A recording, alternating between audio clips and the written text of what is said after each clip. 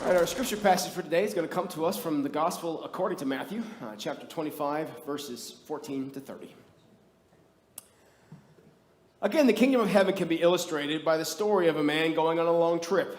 He called together his servants and entrusted his money to them while he was gone. He gave 5 bags of silver to one, 2 bags of silver to another, and 1 bag of silver to the last, dividing it in proportion to their abilities. Then he left on his trip. The servant who received 5 bags of silver began to invest the money and earn 5 more. The servant with 2 bags of silver also went to work and earned 2 more. But the servant who received 1 bag of silver dug a hole in the ground and hid the master's money. After a long time, their master returned from his trip and called them to give an account of how they had used his money. The servant to whom he had entrusted 5 bags of silver came forward with 5 more and said, "Master, you gave me 5 bags of silver to invest, and I have earned 5 more." The master was full of praise. "Well done, my good and faithful servant. You have been faithful in handling this small amount. Now I will give you many more responsibilities. Let's celebrate together." The servant who had received 2 bags of silver came forward and said, "Master, you gave me 2 bags of silver to invest, and I have earned 2 more." The master said, "Well done, my good and faithful servant. You have been faithful in handling this small amount. Now I will give you many more responsibilities. Let's celebrate together." And the servant with 1 bag of silver came and said, "Master, I knew you were a harsh man, harvesting crops you didn't plant and gathering crops you didn't cultivate. I was afraid I'd lose your money, so I hid it in the earth. Look, here's your money back." But the master replied, "You wicked and lazy servant.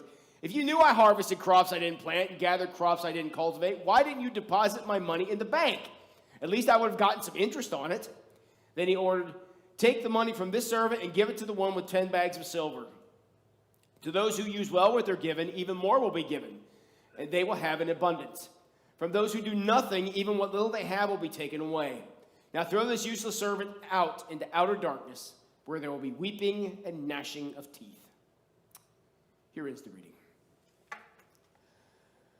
Well, a couple of weeks ago, I think it was 2 weeks ago, I sparked a lot of conversation around Wayne Street by talking about hell. And little did I know, I was starting a trend. Because I'm sure by now all of you have seen that the Grammys happened last week, and they also wanted to talk about hell.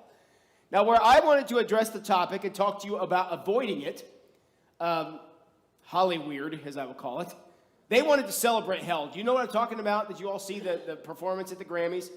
All right, take it from me. It was a satanic display, to say the least. It was a satanic worship service broadcast on national television. Now, don't go look it up. Just take my word for it. Now, in the Grammys' defense, I would not have known the Grammys even happened had they not gone and done something so catastrophically dangerous as celebrating Satan on national TV. Now, I know our cultural betters in the entertainment world, they love Satan. And as much as Satan can muster any emotion at all, he probably loves them back, because they are his disciples spreading the gospel of evil and destruction all over the world. See, what Satan offers to the world in that way is a symbol of rebellion and rejection. Now, the 2 alleged artists who led this demonic worship service were people who are going to do anything they possibly can do to defy tradition and destroy principles. That's why the 2 artists in question were 2 men who were suffering some incredible confusion about what exactly that means. So I'm like, look, you guys go. Sock it to all these roles that have sustained human history for all of our entire human race. Because, everyone who disagrees with the, men and women identifying and all that stuff, anyone who disagrees with the way it's always been are the ones who wrong. Which means everybody has been wrong all the way back to the dawn of time. That's a little awkward, and I'd say a little arrogant if you ask me. But that's what we saw on our TVs not 1 week ago. Now, I could go on for a long time about how stupid this all is, but that satanic worship service at the Grammys wasn't the only thing that graced our TV screens this week. Satanism was also on full display when I was watching the State of the Union, where the biggest cheer the president got all night during the State of the Union was when he promised to veto any bill that would put a limit on abortion. Now, look, whether you like Joe Biden or not, I could care less. But can we at least not cheer for the ending of human life? Is that so much to ask? Apparently it was. Then we've got Chinese balloons that are floating over our country, and we can't figure out how to shoot them down. We have political leaders who use the funeral of a young man murdered by police officers to push their agenda by standing on his grave. And I just found out earlier this week that the Church of England is working on redefining marriage. That's the last 7 days, okay? That's the world that you and I have lived through this past week. And now I'm going to stand up here this morning, and I've got, 18 to 22 minutes to try to counteract all that stuff you guys been living through this week? Could I possibly give you a sermon to send you out inspired to a world who does all that other stuff I just talked about? Well, that remains to be seen. But I don't know how to back away from a challenge, so you know I'm going to try. I'm going to attempt to inspire you. I only need from you is just a few moments of your attention, so stay with me. And I'm going to give you the punchline to the sermon now. All the powers that be out in the world, with all of their agendas and their lies and their fake virtue, you have a chance to counteract that messaging. You have a chance to give yourself immunity from the cult of the ridiculous that our world loves to celebrate. But that immunity to the world, it's not automatic. It is achievable, but it's not automatic. You have to do something. This isn't like the dinosaur from Jurassic Park where if we don't move, it can't see us. That's not how this works. If you want to be safe from the beast in this scenario, you have to do something. So in comes the parable of the talents. And I learned something about this parable studying it this week that I did not realize before, and it makes me love this parable even more. Now, this may be a little confusing, but stay with me on this, and I'll try to make this clear. The word in this parable that's translated money in this passage, meaning the silver that the man gave to the 3 servants he left, that word translated money is a verb, not a noun. Now, I know that's weird because we normally think of money as a noun. It's something we could pick up and touch. But this is more than money. What Jesus is saying here is this man, the guy with the silver, made an investment in the servants. He gave them something, and that's what we're talking about. So as the man was getting ready to go on his trip, he invested in these 3 servants before he left. Because as the man was leaving, he gave the silver to them. It wasn't like, hey, watch my stuff while I go over here for a little bit. That's not what this is. He basically says, this I'm giving you, it's yours till I get back. Do with it what you will. Now, a couple things to note about this investment the man made. First, he gave no instructions. He just handed the silver over. No instructions, no strings attached. So when the man made the investment in these 3 servants, he was giving it to them to do whatever you wanted to do with it. So by investing in these servants, instead of just giving them money, by making an investment, there's an implication, though, that this man expected these servants to do something with it. If I'm giving you a job and I'm paying you to do a specific job, that means I'm investing resources in you because I expect something in return. That's what an investment is. It is implicit by the fact I'm calling it an investment. This is not safekeeping. This isn't guard my stuff while I'm gone. This isn't like he is asking them to come over and water his plants while he's out of town. This is something where the man is giving them something, expecting them to do something with it. If I'm going to go away for a little bit and I ask you to come over to my house and water my plants, I'm not coming home expecting to see you to have built a greenhouse on the back of my home. That's not what I'm looking for. I only want my plants alive when I come back. That's all I'm asking. So I'm not expecting a return on that. I'm asking you to safekeep. That's not what we're talking about here. The man with the silver was investing it. This wasn't keep my stuff safe till I get home. So how was this investment made? Well, there are apparently 8 bags of silver to be invested, and there are 3 servants. That means everyone should have gotten exactly 2 2/3 bags of silver in order to be fair, because everybody got the same, right? But there is no fairness here. There is no diversity, equity, and inclusion officers looking over this man's shoulder and what he's doing. And to make matters worse, the man makes the investment based on the skill of the servant. Believe it or not, until just a few years ago, we considered that standard practice. But today, in this everybody gets a trophy culture that we live in, whether you're amazingly talented or motivated or whether you are completely irresponsible, everybody gets the same. You get the same base pay, you get the same raises, you get the same incentives. That's not how this parable works. Your skills don't measure up, then you get less. And that's almost jarring, isn't it? But Jesus says he is telling this parable to illustrate how the kingdom of heaven works. That means in the kingdom, not everybody's getting the same. The investment you receive will be in correlation to the amount of skill that you have. I mean, that could get Jesus canceled in our world today. And that brings with it the inevitable question. Well, if the investment is made based on skill, then why didn't God create everyone with equal skill so we'd all get the same? Probably a question a lot of the people who are participating and cheering for that satanic worship service at the Grammys, probably something they would ask as well. And friends, that's the lie we're being told. That's the big lie that Satan is whispering in your ear. Satan is telling you that God is not fair. He's telling you God is withholding from you because you didn't get what somebody else got. If God really cared, he'd make sure we all got the same. Now, to see how this particular conversation works out, I would invite you to consult the conversation between Eve and the serpent from Genesis chapter 3. It does not go well. Accusing God of not being honest and fair is what Satan has been doing since always. From the beginning of this, none of this is fair. Satan is trying to convince you that you have been wronged every time you see someone who has more than you have. That's what Satan's telling you. You have been slighted. You have a grievance. And the moment you begin to entertain that thought that God is not treating you fair, that means Satan has his foot in the door of your life. The first step to living in rebellion to God is to be convinced that you are entitled to the best of everything and that God is slighting you if anybody has something more than you have. And that mindset is represented in this parable. It's represented by the servant who got one bag of silver. Think about this guy's situation.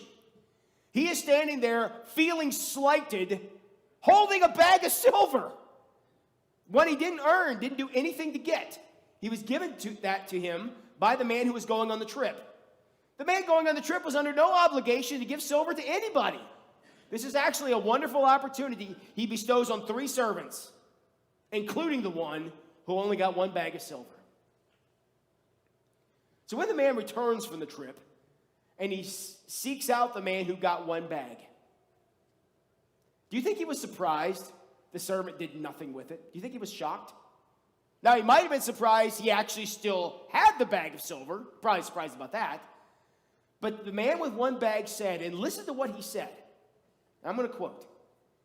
The man with one bag said, "Master, I knew you were a harsh man, harvesting crops you didn't plant and gathering crops you didn't cultivate. I was afraid I'd lose your money, so I hid it in the earth. Look, here's your money back."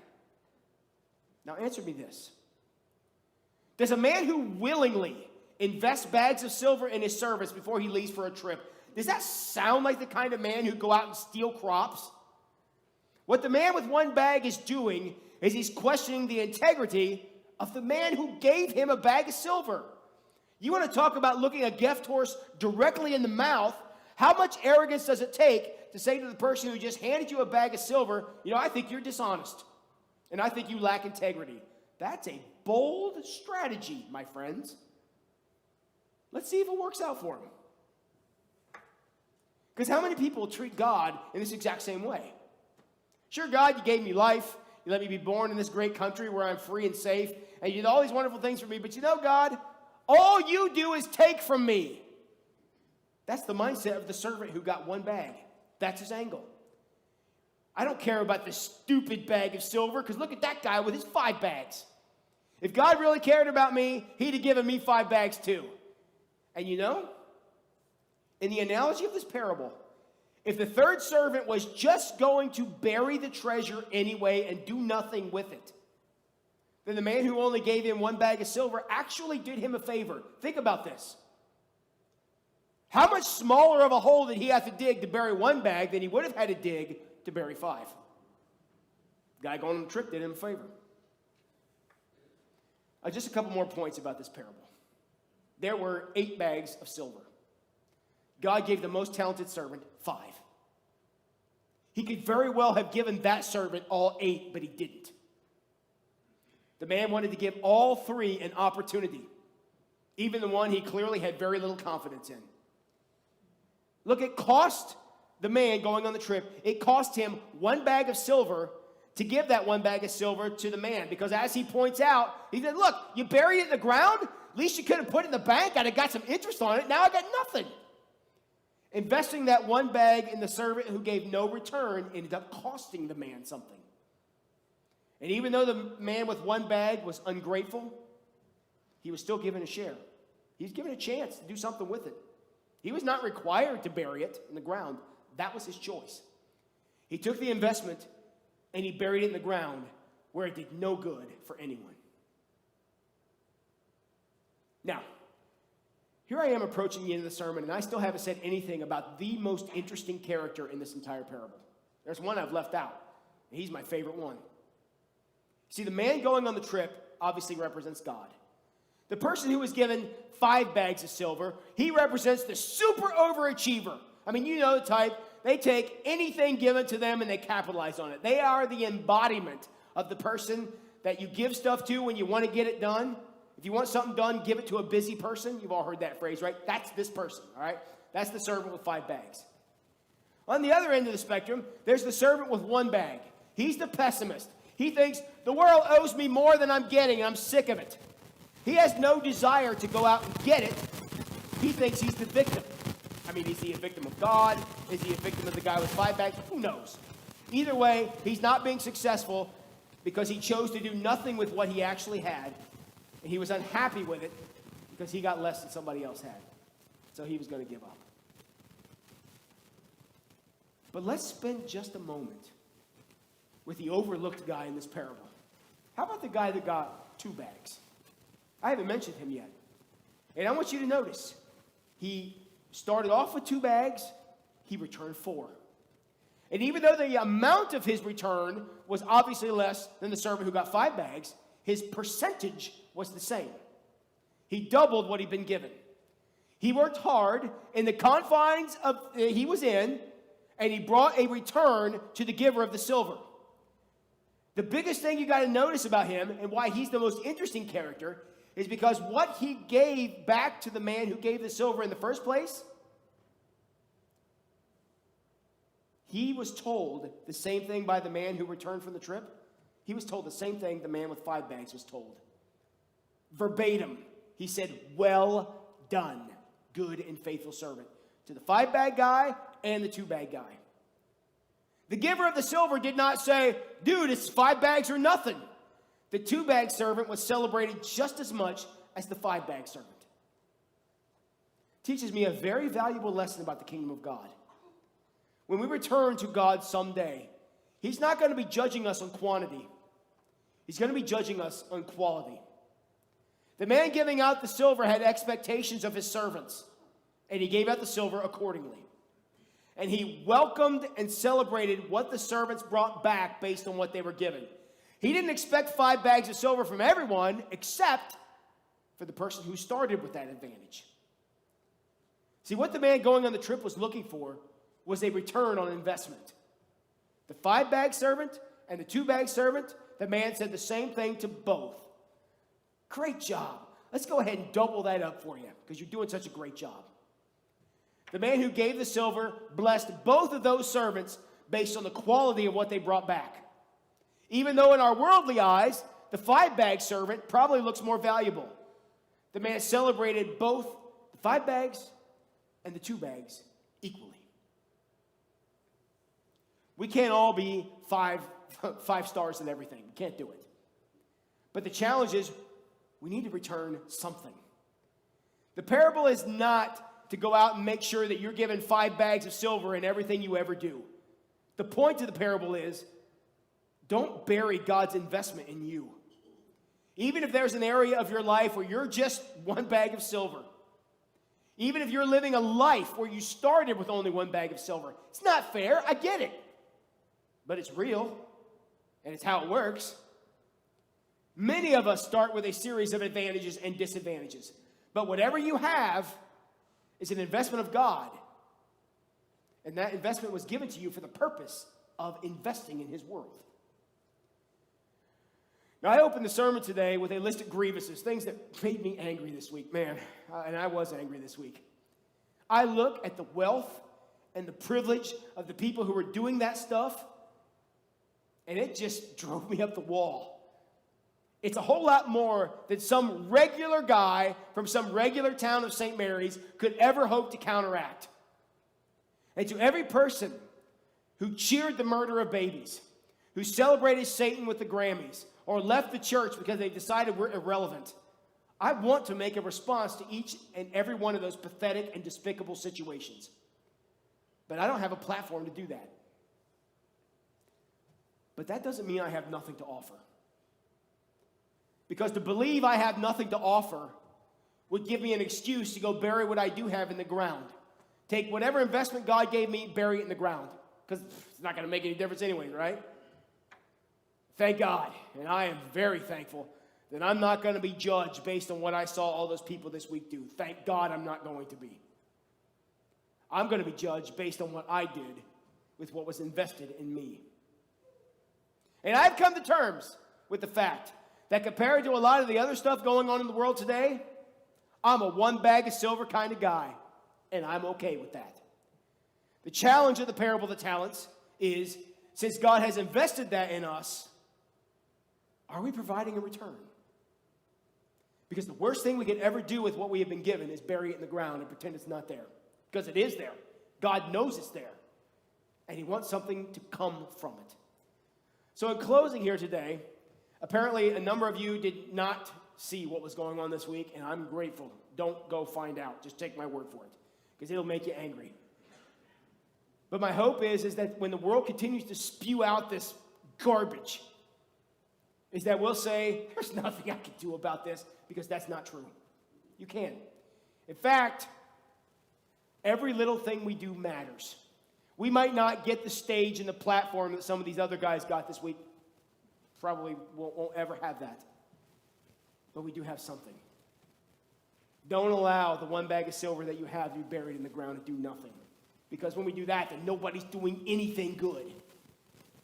So as you go forward into this week, and honestly, given the rate we're going, there's going to be more stuff out there that's going to make me mad this week. It's just how it goes. But I refuse to bury what I've been given in the sand. I'm not going to do it.